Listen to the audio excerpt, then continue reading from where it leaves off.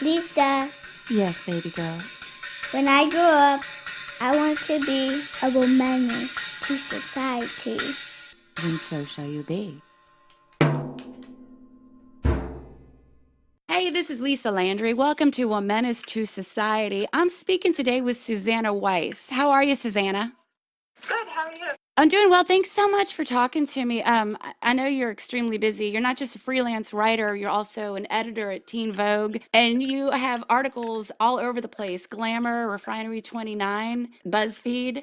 What actually is the reason that you started writing so many great articles about feminism and gender? And I guess I started writing about these topics for my own mental health just because I was dealing with misogyny in various ways and things like body image issues and trouble dating when you're considered to be lesser than your partners, and I just wanted to work out these issues for myself, and it just so happened I was lucky that I could also make a career out of that because it's something I love to do. you're very good at it. I mean, I love your style of writing because it's so economical.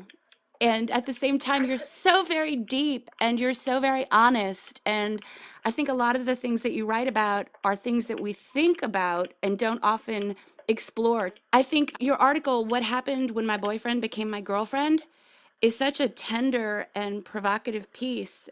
And to have Thank you. experienced, and no, thank you for writing it because you expressed everything with so much beauty. And I just wondered if such an experience at such an early age of falling in love with somebody and realizing that you love that person's soul, no matter how they identified in their body, whether female or male.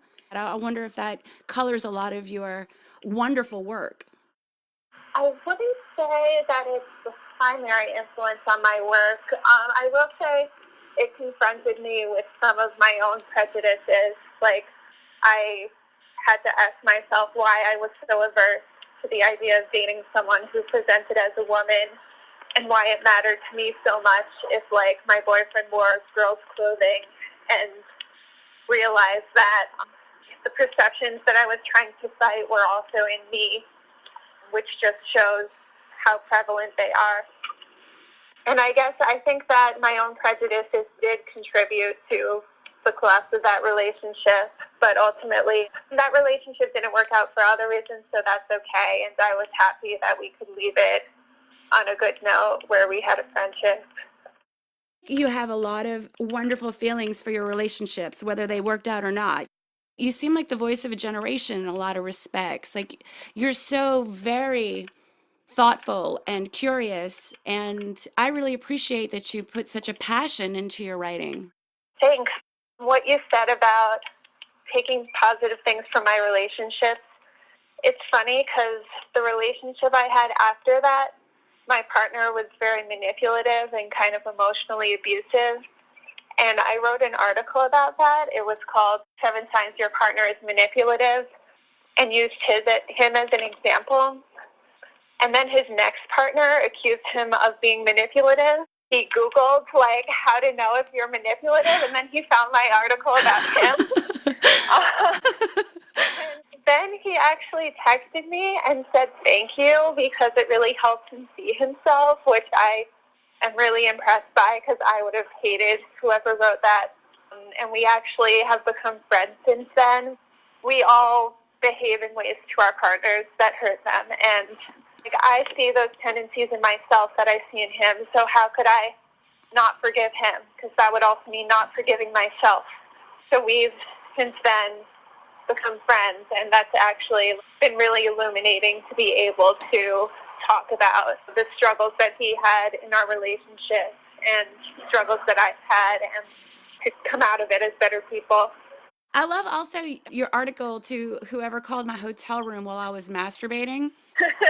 I think that's fabulous because you know what? I hate when people do that to me, especially if I've waited for the commercial to come on. I really, truly am so inspired, especially because you're putting out such a body of excellent work, in my opinion, for younger women. And I think a lot of us don't get nurtured a lot in our families. So I have a lot of respect for what you're doing. To quote you, women who are not afraid to masturbate are literally in touch with their own needs. And so they're threatening. And then later in the article, the only thing scarier than a woman in touch with her needs is a man in touch with a woman's needs.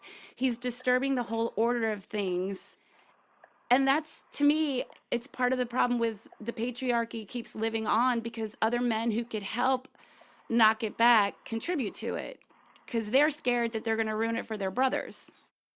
Yeah, it's like, why would they want to when they're already in a good position? Why would they take that time and energy to like fight for something that doesn't seemingly affect them? But it does affect them because they also have their own stereotypes that they're expected to live up to. Yeah, I think it's very limiting for everybody. I especially loved your article. I went to Betty Dodson Body Sex Workshop and Group Masturbation. Actually, it isn't that strange.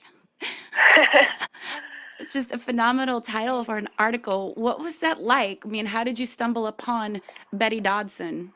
I was reading a book about the history of sex toys, and a lot of it was devoted to this movement among feminists to encourage women to use sex toys as a means of liberation, because the idea was that if they could please themselves, then they wouldn't be so dependent on men, which I don't actually think I agree with. I don't think dependence on men has anything to do with masturbation, but I thought that the idea of the workshops, I don't know, I kind of like was titillated by it. It was almost like this taboo thing because you don't ever like masturbate with anyone except maybe your partner.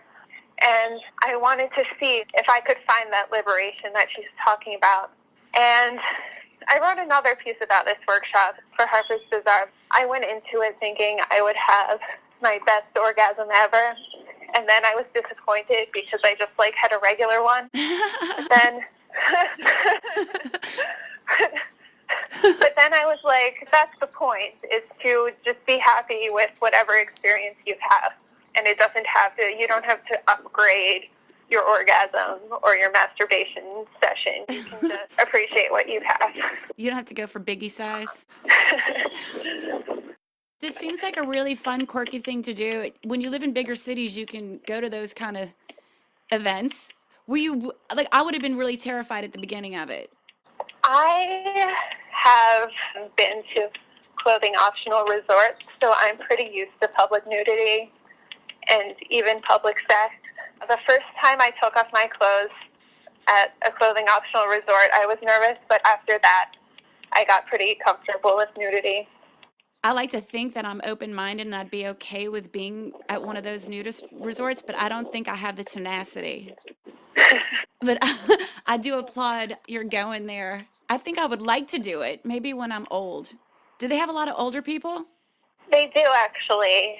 I read a piece about this. I think if you're an older person, it's actually liberating to be nude because maybe you've been taught, like, that your body shouldn't be seen naked.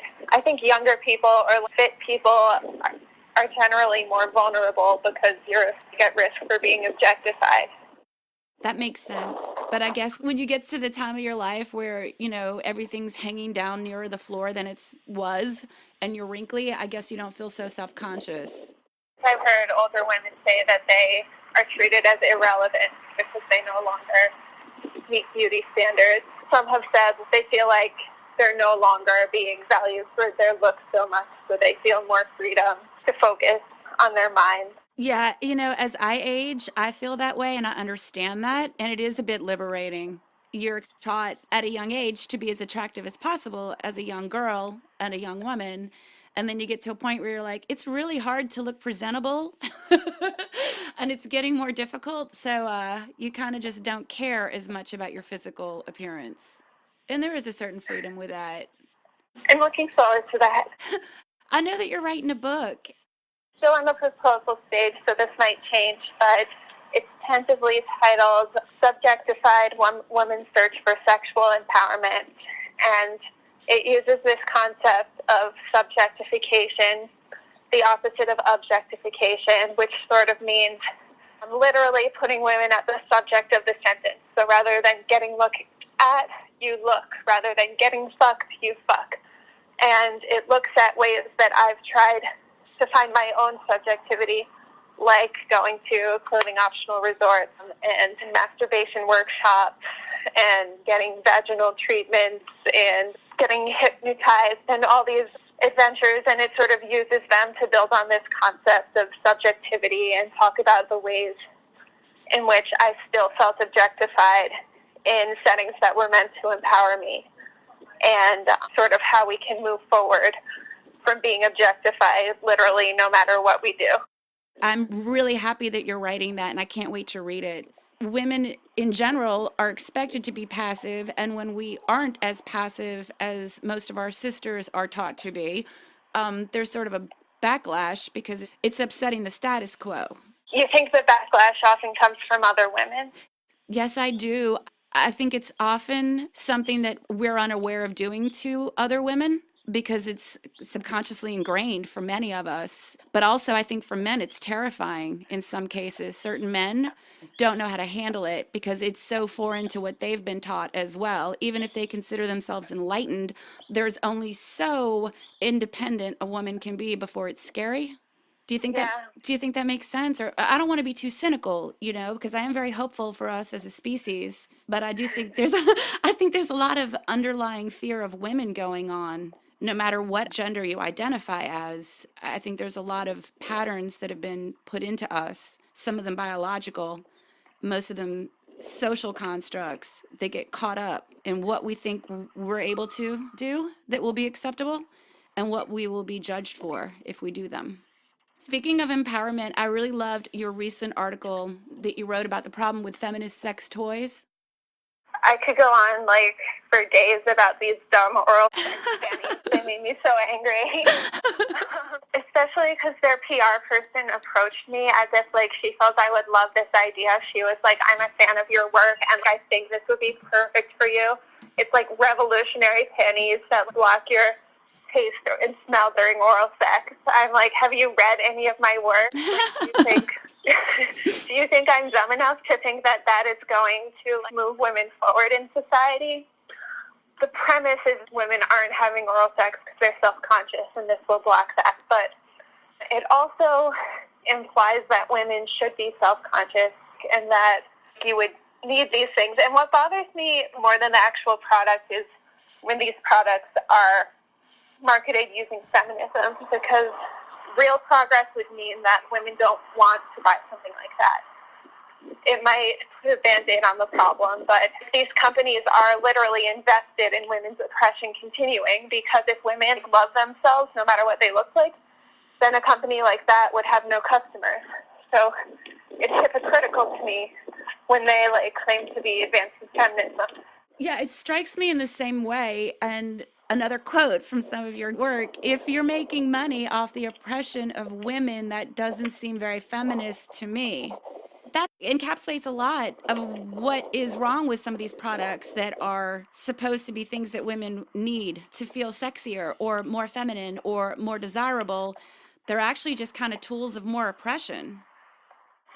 Yeah, and they're very much based on the idea that a woman's role in sex is to please men and to make sure, another pet peeve of mine is the phrase feel sexy, because sexy isn't a feeling, and you could feel whatever you want to feel without being sexy.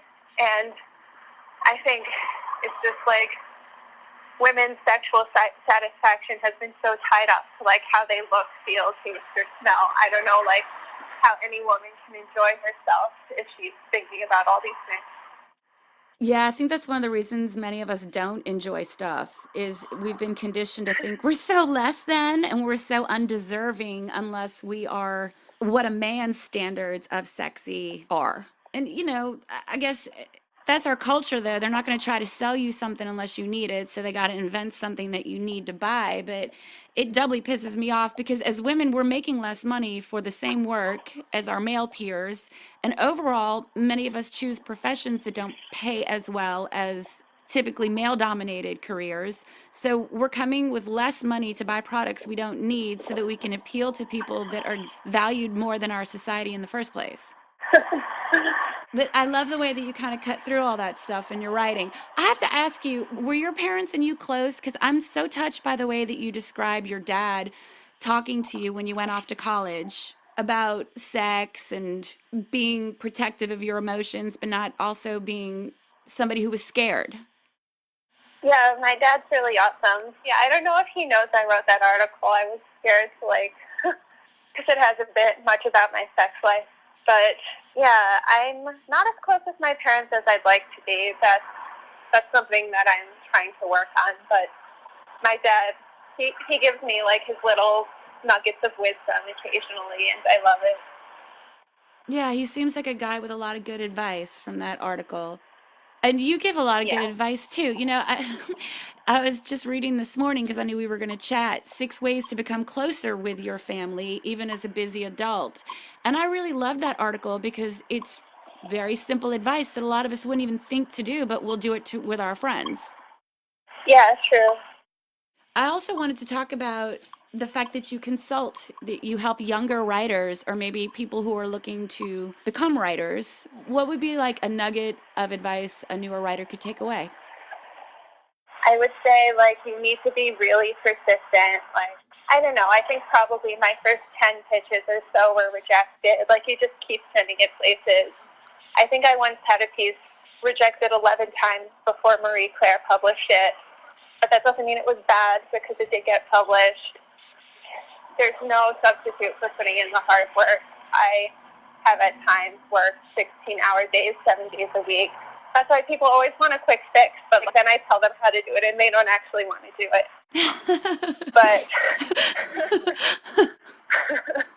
And I would say read the publications you want to be published in, because then you get a sense of what they want.